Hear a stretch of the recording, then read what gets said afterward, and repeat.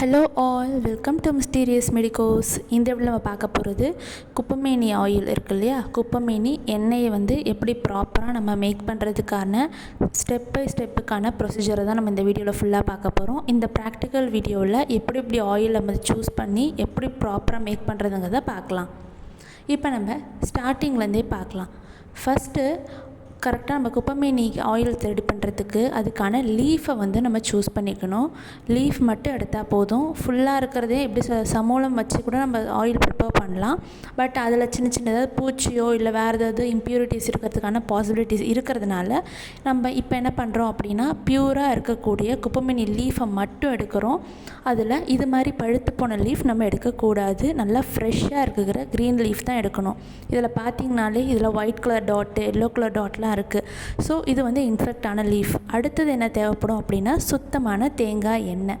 ஓகேவா, செக்கில் ஆகின எண்ணெயாக இருந்தாலும் ரொம்ப நல்லது. அதுக்கு அடுத்தது அந்த லீஃப் எல்லாத்தையும் நம்ம நல்ல ஒரு ப்ளைன் வாட்டரில் போட்டு ஃபஸ்ட்டு ஒரு நல்ல வாஷ் கொடுத்துடணும். ஏன்னா சுத்தி பண்ணுறது நம்ம சித்தா மெடிசனில் ரொம்பவே முக்கியம்.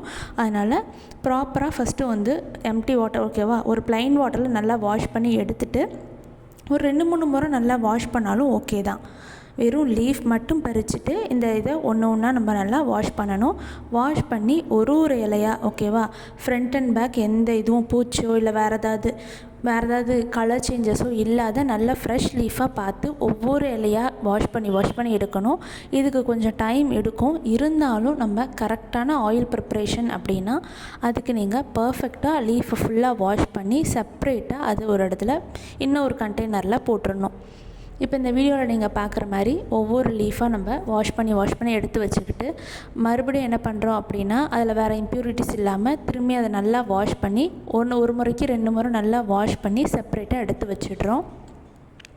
இது மாதிரி எடுத்த லீஃபை என்ன பண்ணுறோம் அப்படின்னா, இந்த லீஃபை நம்ம ஒரு ஒயிட் கலர் கிளாத் இருக்கு இல்லையா, அந்த கிளாத்தில் வச்சு ஒவ்வொரு லீஃபாக நம்ம நல்லா ட்ரை பண்ணணும். ஃப்ரண்ட் அண்ட் பேக் நல்லா கம்ப்ளீட்டாக ஈரத்தன்மை இல்லாமல் நல்லா சுத்தமாக வந்து தொடச்சிடணும். ஒவ்வொரு இலையாக நீங்கள் எடுத்து வச்சாலும் ஓகே தான்.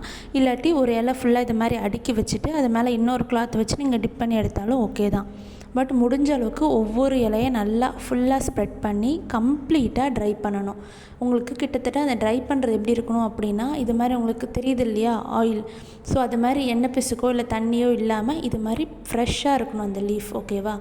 இப்போ எல்லா இலையுமே நம்ம ஃபுல்லாக நல்லா கழுவி நல்லா கிளாத்தை வச்சு நல்லா வைப் பண்ணி ஃப்ரெஷ்ஷாக வச்சுருக்கோம். இப்போ இந்த இலையை என்ன பண்ணுறோம் அப்படின்னா நல்லா அரைச்சிக்கிறோம். மற்ற வச்சு அரைச்சாலே போதும், இல்லைனா சின்னதாக வந்து நம்ம இடித்து கூட அரைச்சி வச்சுக்கலாம். இப்போ நம்ம ஸ்டவ்வை ஆன் பண்ணிவிட்டு அதுக்கு தேவையான அளவு ஆயில் ஊற்றிக்கிறோம். இதுக்கு நம்ம என்ன பண்ணுறோம் அப்படின்னா 30 mlக்கு 10 ml ஆயில், அதாவது 1:3 ரேஷியோவில் ஆயில் ஊற்றுறேன். கரெக்டாக ஆயில் வந்து போட்டதுக்கப்புறமா அது நல்லா பாயில் ஆகட்டும், கொஞ்சம் கொதி வரட்டும், ஓகே, கொஞ்சம் ஹீட் வரும் இல்லையா.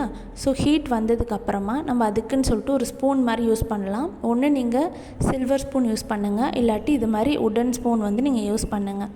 ஏன்னா மற்றபடி பிளாஸ்டிக்ஸோ இல்லை வேறு ஏதாவது ஸ்பூன் வந்து அது ரியாக்ட் ஆகாது. ஸோ இது மாதிரி யூஸ் பண்ணுறது தான் கரெக்டாக இருக்கும். இதுக்கப்புறம் நம்ம அரைச்சி வச்ச அந்த குப்பமேனி பேஸ்ட் இருக்கு இல்லையா, அந்த பல்ப்பை வந்து ஃபுல்லாக அதில் போட்டு நல்லா கொதிக்கட்டும். அதில் இருக்க தண்ணியெல்லாம் ஃபுல்லாகவே ட்ரை ஆகிற அளவுக்கு அந்த பபிள்ஸ்லாம் இருக்குல்ல அது ஃபுல்லாக அடங்குற வரைக்கும் நல்லா பாயில் ஆகட்டும். பாயில் ஆகிற வரைக்கும் அதை நல்லா வெயிட் பண்ணி நல்லா காய்ச்சணும். இது மாதிரி காய்ச்சதுக்கப்புறமா இந்த ஆயில் என்ன பண்ணுறோம் அப்படின்னா, நம்ம நீட்டாக அதை அப்படியே ஃபில்ட்ரு பண்ணி எடுத்துக்கிறோம். இதில் எம்டியாக இருக்கக்கூடிய இந்த ஆயில் இருக்கு இல்லையா, இந்த ஆயிலை மட்டும் நம்ம ஃபில்ட்ரு பண்ணிக்கலாம். அதில் இருக்க அந்த மொறுமொறுப்பான தன்மையை நம்ம சாப்பிட்டுட்டாலே போதும்.